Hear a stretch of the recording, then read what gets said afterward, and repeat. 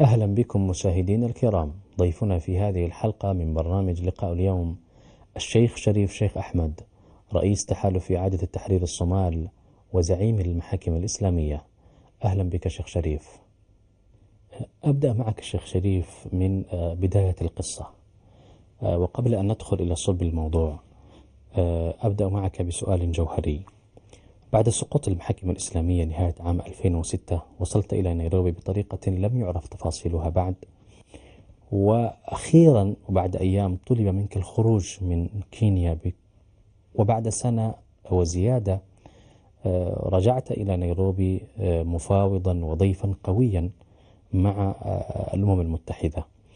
كيف تقيم نفسك وكيف تقيم الأوضاع من خلال المجيئك السابق إلى نيروبي نهاية عام 2006 وبعد سنة ونصف من هذه المدة التي أتيت أخيرا إلى نيروبي؟ بسم الله والحمد لله والصلاة والسلام على رسول الله. بعد، أولا تقييمي بنفسي لا يكون بمنع عن المقاومة، ونحن سنقيم الأوضاع الصومالية وبالذات ما يقوم به الشعب الصومالي وبالأخص المقاومة. فبعد دخول القوات الإثيوبية في الصومال عام 2007 وخروج المحاكم من العاصمة، أصيب الشعب الصومالي بإحباط كبير، وأيضا الأعداء كانوا فرحين بما حدث، ولكن القيادة كانت مقتنعة بأن المقاومة ستبدأ وستنتصر، وهذا الأمل الكبير بالله سبحانه وتعالى وبشعبنا وبالمقاومة كنا نتفاوض به. فدخولنا لكينيا كان أيضا جزء من محاولة لإيجاد حل سياسي يرضي الشعب الصومالي، ولكن للأسف الشديد لم نتمكن من ذلك. ثم بعد ذلك اضطرينا أن نذهب إلى اليمن، أن ننتقل إلى اليمن، ثم اضطرينا أن ننتقل إلى إريتريا. وهذه السنة ونصف الشعب الصومالي حقق إنجازات كبيرة جدا، حيث تم دحر القوات الإثيوبية، وأيضا فشل أو إفشال ما يسمى الحكومة الانتقالية بتضحيات جسام. والآن ترون بأن المقاومة تتفاوض مع أعلى هيئة في العالم وهي مجلس الأمن، ولا شك أن هذا يرجع بفضل الله سبحانه وتعالى، ثم بتضحيات الجسام التي تبذل لتحرير الشعب الصومالي وإعادة الأمل للشعب الصومالي. وإن شاء الله هذه الجهود أخيرا ستوصلنا إلى في النهاية إلى إحلال السلام في الصومال وإعادة الدولة الصومالية من جديد بمكانتها وبعزتها بإذن الله. وبالتالي كما سمعنا أن السفير الأمريكي في نيروبي هو نفسه الذي التقى معك بعد سقوط المحاكم الإسلامية، والتقى معك أيضا مرتين على الأقل في نيروبي في زيارتك الأخيرة. كيف كان حديثه إليك للمرة الأخيرة مقارنة بالمرة السابقة بعد سقوط المحاكم الإسلامية؟ السفير الأمريكي في السنة الماضية كان يتحدث عن دخول المحاكم بالمفاوضات كأفراد، وأيضا بأنه سيكون إخراج القوات الإثيوبية فيما بعد. ولكن في الفترة الأخيرة كان هو نفسه اعترف بأنه الخطوات التي اتبع في الصومال كانت خاطئة، وهذه السياسة قد فشلت ولا بد من تغيير النظرة. والإدارة الأمريكية مصممة بأن تبذل جهدها لحل الأزمة الصومالية، وإنها الآن تسعى إلى الضغط على الحكومة الإثيوبية، وأيضا ما يسمى الحكومة الانتقالية لإيجاد حل سلمي للصومال، وأيضا لإخراج القوات الإثيوبية. وأعتقد أن هذا يعني لم يأتي من فراغ، وإنما أتى من البذل الكبير الذي دفع في هذا الاتجاه. لماذا سألتك هذا السؤال؟ لأن هناك من يتحدث من أن السفير الأمريكي عندما التقى معك نهاية 2006 بعد سقوط المحاكم الإسلامية كان يتحدث إليك بلغة المنتصر، لكن عندما التقى معك على الأقل مرتين في الزيارة الأخيرة كان يتحدث إليك بلغة من يبحث الحلول. وفي نفس الوقت هناك من يقول أنه تعامل معك بنوع من الترهيب الشخصي والترغيب السياسي. على العكس من هذا، يعني دائما الانتقاد سهل جدا، إنه أي إنسان يعني يستطيع أن ينتقد. لم يكن هناك أي ترهيب. لو كان هناك ترهيب حدث في الفترة الماضية، وكان بوسعهم أن يعملوا يعني أكثر من التهديدات، ونحن يعني لا بد أن نكون واقعيين. فبأي حال من الأحوال في الفترة الأخيرة لم يكن هناك أي تهديدات، وإنما كان إبداء رغبة بأنهم يريدون الخروج من الملف الصومالي، والصومال حرة وأيضا هادئة. فمثل ما ذكر الإدارة الأمريكية نفسها، يعني ترى حل المشكلة الصومالية سيكون إنجاز لها، وأيضا هي تمر في مرحلتها الأخيرة. ومن جانبنا أيضا يسعدنا أن يعني طرف مثل الولايات المتحدة أن يبدي رغبته في حل الأزمة الصومالية التي طال أمدها. عندما أتحدث عن الترهيب الشخصي، هناك من يقول من أن السفير الأمريكي أو الأمريكان عندما كانوا يضغطونك أو يتحدثون معك في مسألة التفاوض كانوا يقولون لك إما أن تدخل التفاوض وإما أن نضع اسمك ضمن الشخصيات التي تدعم الإرهاب. أولا ما نقوم به من مقاومة هو مثبت في جميع المواثيق الدولية، لذلك لا يمكن ضم أسماء المقاومة بهذه الكيفية إلى القوائم التي ذكرتها. ولكن أؤكد لك بأن هذا الحديث لم يتفوه به أحد، ولم يدر فيما بيننا، وإنما كان يدور كيف يمكن أن تحل الأزمة. فأعتقد يعني عندما تكون هناك خطوات جريئة لإحلال السلام في الصومال أو لإخراج القوات الإثيوبية، ناس تطلق إشاعات، ولكن المهم هو الوصول إلى الهدف المنشود. هذا هو المهم، وأن لا نتأثر بما يشاع وبما يقال، بالذات يعني مجتمعنا قد يكون من المجتمعات التي دائما تتأثر بالإشاعات وتروج مثل هذه الإشاعات. هذه الزيارة الأخيرة لنيروبي وقعت مذكرة تفاهم مع مبعوث الأمم المتحدة إلى الصومال. ماذا كانت أهم البنود والنقاط التي تحمل هذه الرسالة التي وقعتموها؟ هذه مذكرة التفاهم، أولا نقول يعني كانت مذكرة التفاهم، وليس هناك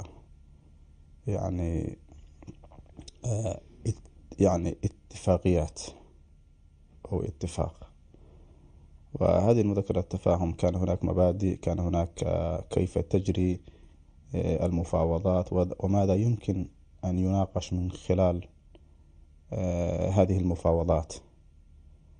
فأيضا ليس لها طابع إلزامي، يعني الالتزام يأتي عندما نتفاوض ونتفق على شيء ثم يعني نبدي التزامنا كطرف في هذا التفاوض. أما النقاط المهمة هي كانت أيضا إن في البداية يعني الصومال يجب أن يكون حرا في أرضه وأيضا سمائه وفي بحره، وأيضا أنه المشكلة الصومالية لابد أن تحل في الطرق السلمية والطرق الحوار وما إلى ذلك. وأيضا النقاش يتم حول القضايا الأمنية والقضايا السياسية والقضايا الإنسانية والقضايا الاقتصادية. وهذه المفاوضات في البداية تبدأ بوساطة من الأمم المتحدة بيننا وبين ما يسمى الحكومة الانتقالية، ثم بعد ذلك إذا توصلنا إلى أرضية مشتركة وإلى اقتراب في وجهات النظر، تكون هناك مفاوضات مباشرة لإنهاء الأزمة الصومالية. يعني هذه هي النقاط المهمة التي وردت في مذكرة التفاهم. طيب، ذكرت أن من بينها فتح حوار مع الحكومة الانتقالية، لكن هناك من يقول أن من بينها أيضا اقتسام السلطة مع الحكومة الانتقالية وعزل حركة الشباب المجاهدين من السياسة ومن المفاوضات. هذه المذكرة موجودة بين أيدينا، وهذه النقاط لم يتم الحديث عنها ولم تكن مدرجة في المفاوضات. وأي إنسان له عقلية واسعة يفهم عندما تريد أن تحل أزمة لا يمكن أن تذكر بأن طرفا ما سيقصى من المفاوضات. فنحن من جانبنا نحاول قدر الإمكان أن تكون هذه المفاوضات في نهايتها تضم كل من له تأثير في داخل الصومال والشباب.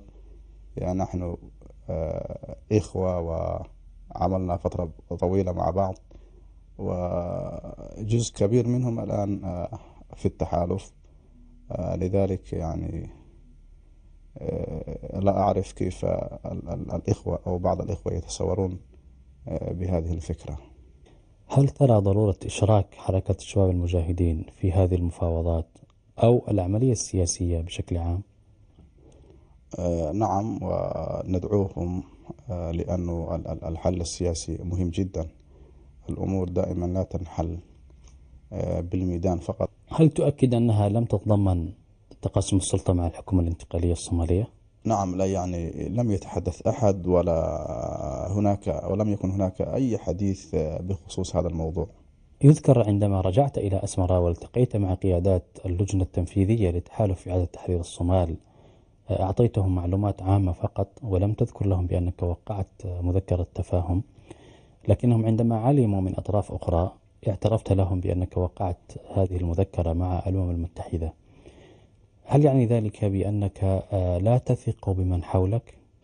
لا أبدا، بل طبعا هذه المذكرة عندما وقعناها كان هناك أطراف تحاول الشوشرة على الجو العام، فكانت تقول نحن تحصلنا على المذكرة وما إلى ذلك.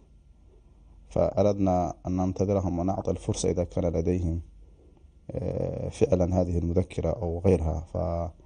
فطبعا خرجت إلى الإعلام وثائق تقول بأنها هي التي وقعت. وفي البداية نحن بدأنا في الشرح بما ورد في مذكرة التفاهم. فعندما تسنى لنا أن يعني نأتي بالمذكرة نفسها أمام اللجنة التنفيذية وأيضا أمام اللجنة الدائمة لمجلس المركزي، أتينا بها وشرحنا ما فيها، واقتنع الناس فعلا إن هذا يعتبر نجاح سياسي ودبلوماسي وقبل وصودق من قبل التحالف. الشيخ حسن طاهر أويس رئيس مجلس شورى المحاكم الإسلامية وصف هذه الرسالة بأنها رسالة شريرة. ألم يكن بالإمكان أن تقنع الشيخ حسن بما تتضمن هذه الرسالة التي وقعتها مع الأمم المتحدة؟ والله أنا مع احترامي للشيخ حسن، لكن أنا لا أتفق معه في هذه الفكرة. والتفاوض مع الأطراف الدولية وأخيرا مع الأطراف الصومالية يعتبر مبادئ أساسية للتحالف، وما ما تضمنت هذه المذكرة هي نفس المبادئ التي بني عليها التحالف. وهذا التحالف لم يشكل ليحارب فقط، وإنما ليتفاوض وليشرح القضية في أمام الأطراف الدولية والأطراف الإقليمية.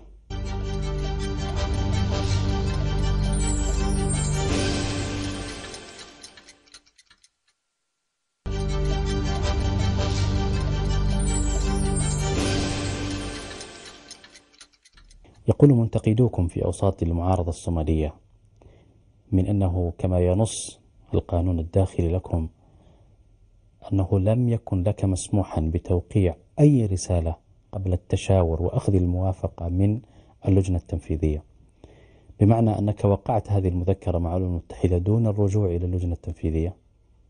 هذا على العكس من هذا. بالنسبة لميثاق التحالف يعطي اللجنة التنفيذية بأنها توقع الاتفاقيات، ثم بعد ذلك ترجع لتتم الموافقة عليه، وهذا ما حدث. وهذا أيضا لم يكن اتفاق، وإنما كان مذكرة التفاهم. وإذا لم يكن لدينا سلطة بتوقيع مذكرة التفاهم، يعني فما يعنينا رئاسة التحالف، وماذا يعني التحالف نفسه؟ أليس من الأجدر بكم أن تخوضوا هذه المفاوضات وأنتم متوحدين متمسكين؟ لأنه ما الذي تستفيده من الاستمرار في التفاوض مقابل انشقاقات في صفوف المعارضة؟ في البداية نحن عندما رجعنا من نيروبي وقرأنا لأعضاء التحالف المتواجدين في أسمرة، الجميع كله قبل ما ورد في مذكرة التفاهم، وقبل هذه المبادرة وأشادها. ولكن بعدها لأي سبب كان ظهرت تباينات، والوضع الدولي أيضا لا يعطيك فرصة بأن ترتب أوراقك وتقول والله أنا عندي كذا وكذا. فأنت الجهة التي دائما تستفيد بحل الأزمة. فطالما نحن في إطار ما اتفق عليه وفي إطار ما بني التحالف من أجله، نحن رأينا الاستمرار في التفاوض، لأنه التفاوض مع الطرف الدولي وأيضا مع الأمم المتحدة يعتبر من أساسيات التحالف.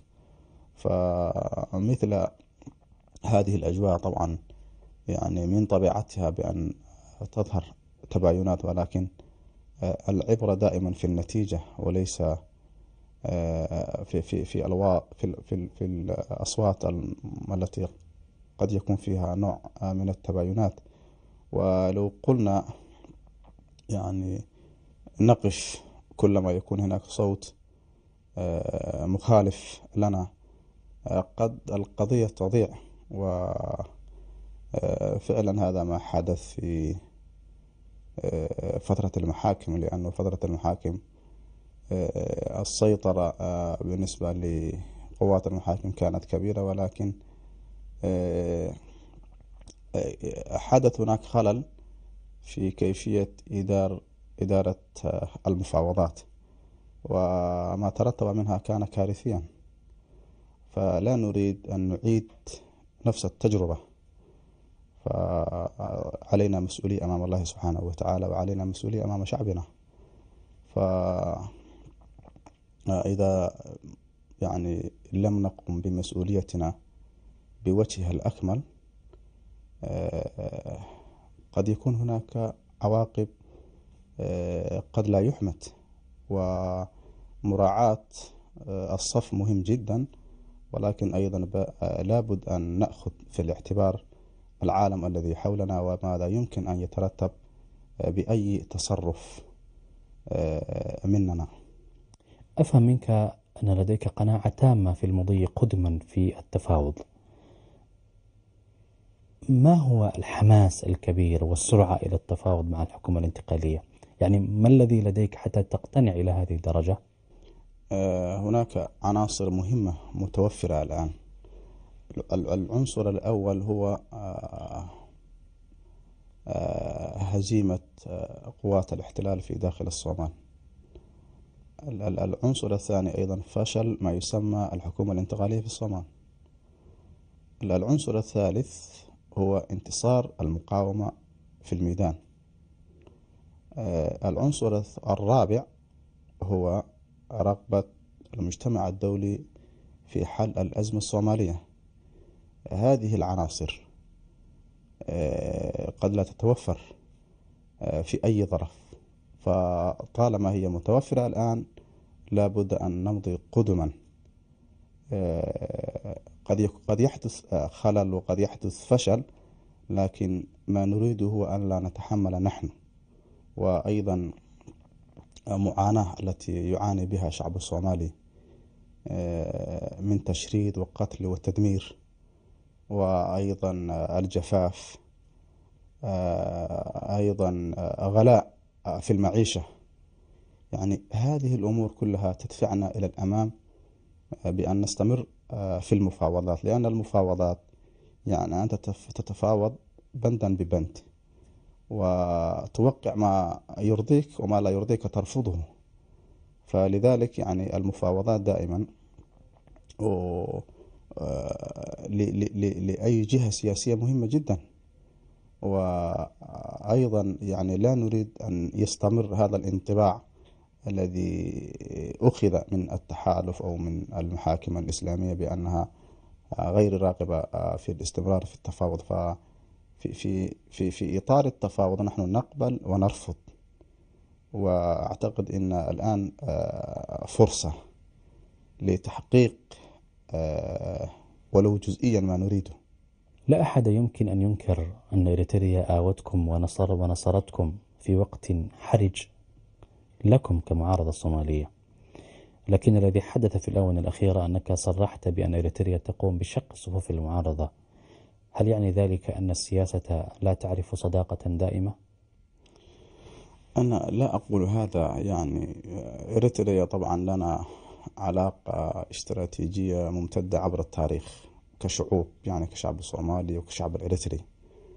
وتعلمون أنه يعني فترة تحرير إريتريا الحكومة الصومالية كانت تدعم بكل ما لديها من إمكانيات بدون أي شرط أو بدون أي قيد. وتحرر إريتريا نحن نعتبر يعني فخر للشعب الصومالي، وأعتقد أن إريتريا نفس الشيء، ونحن نشكرهم بما قاموا وما بذلوا، وبالذات في فترة حرجة بالنسبة للمقاومة وبالنسبة للشعب الصومالي. ولكن يعني هذا لا يعني بأننا نتفق في كيفية حل الأزمة. نحن كقيادة للتحالف وكقيادة للشعب الصومالي لنا رؤيتنا لحل الأزمة الصومالية، وأي طرف دولي أو إقليمي قد يعطي نصيحة، ولكن القرار يرجع إلينا، لأنه هذا هو الذي يعطي المصداقية والشرعية للمقاومة.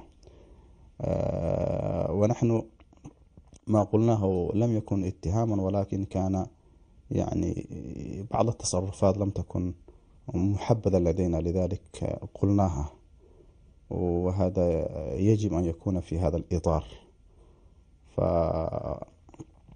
فالأزمة الصومالية يعني تعنينا أولا قبل أي طرف آخر، لأنه ما يراق من دماء في الصومال وما يهدم وما يحدث في الصومال هو يمسنا قبل أي أحد آخر.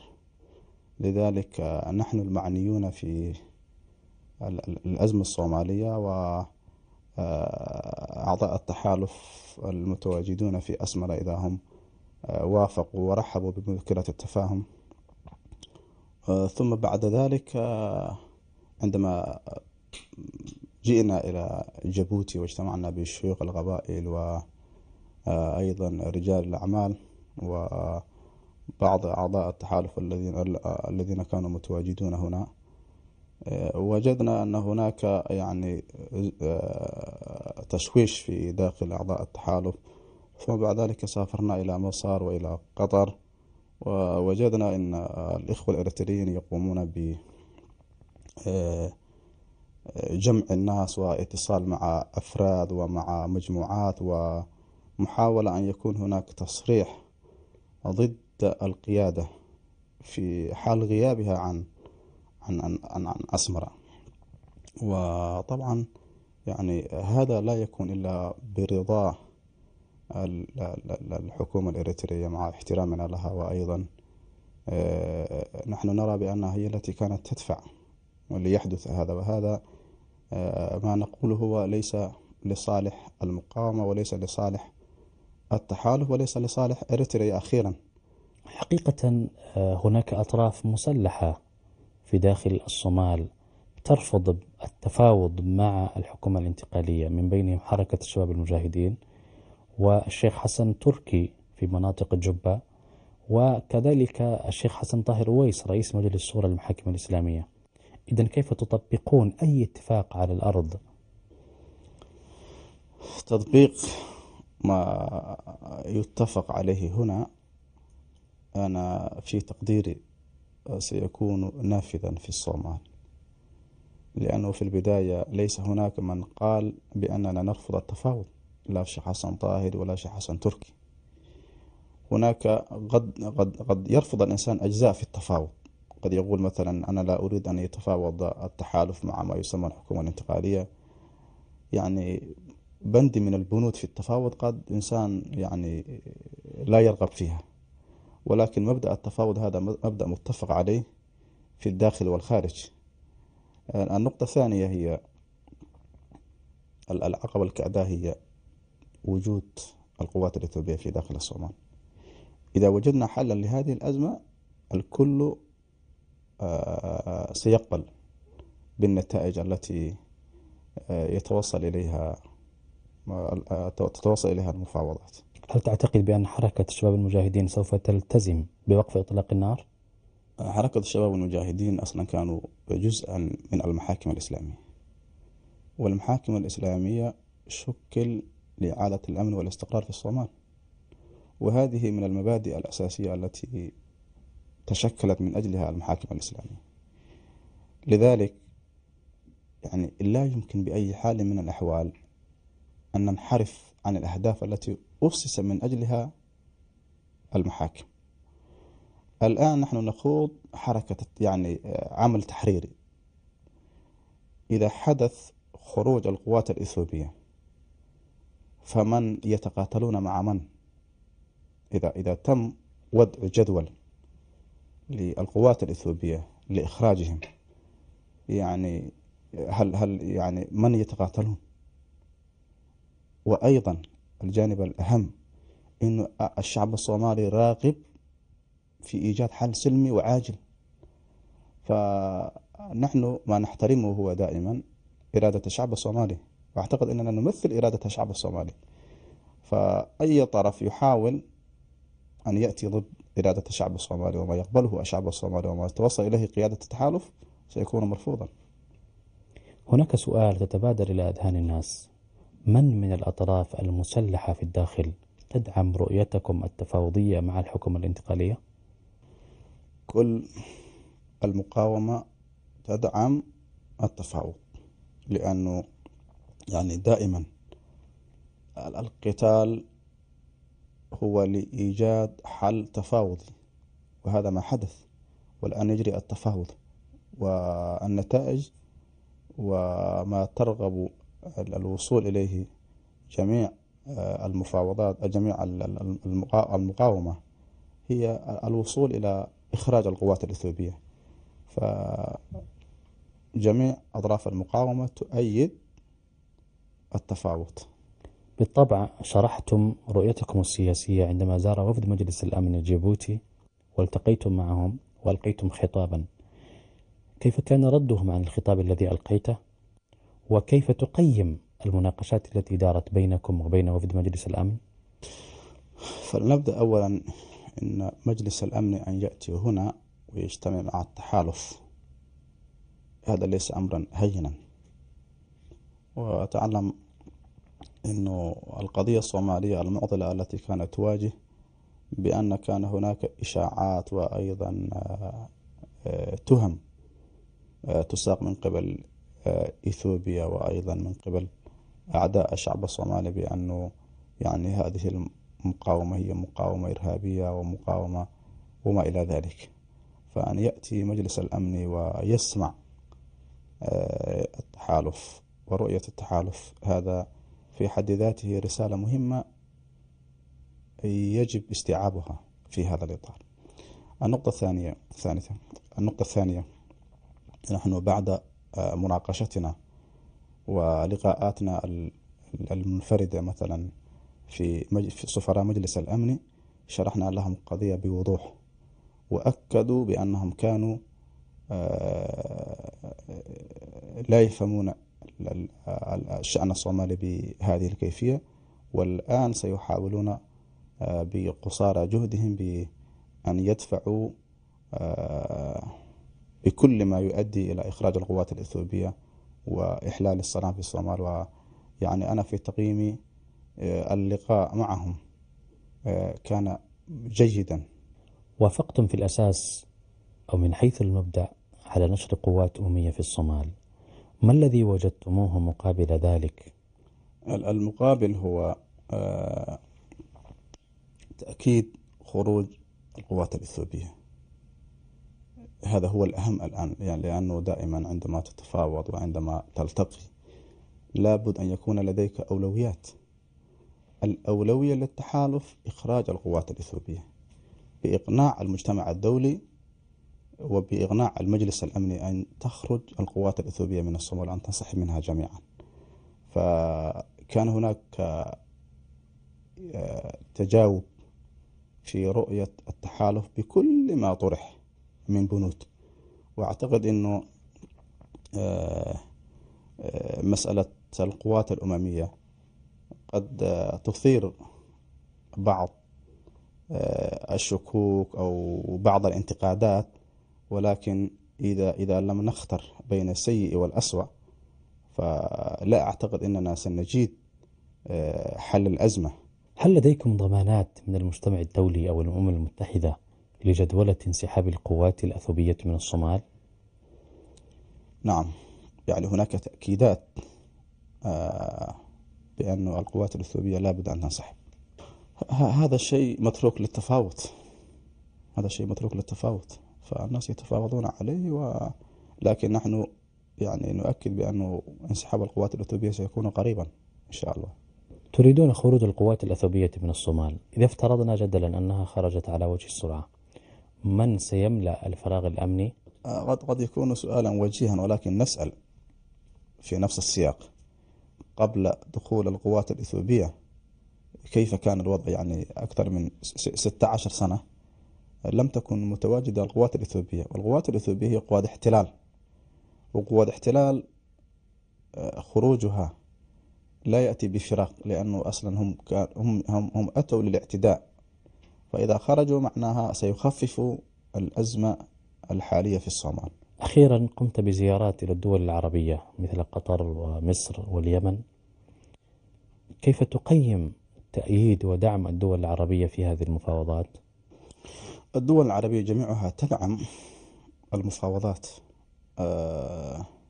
موقفها ليس قويا بفعل الظرف الدولي، ولكن يعني الآن الدور العربي سيبرز إن شاء الله قريبا. هل تتوقع أن الدول العربية سوف تكون ضمن الدول التي ترسل قواتها إلى الصومال؟ لا أشك أن الدول العربية ستأخذ نصيب الأسد من قوات حفظ السلام في الصومال.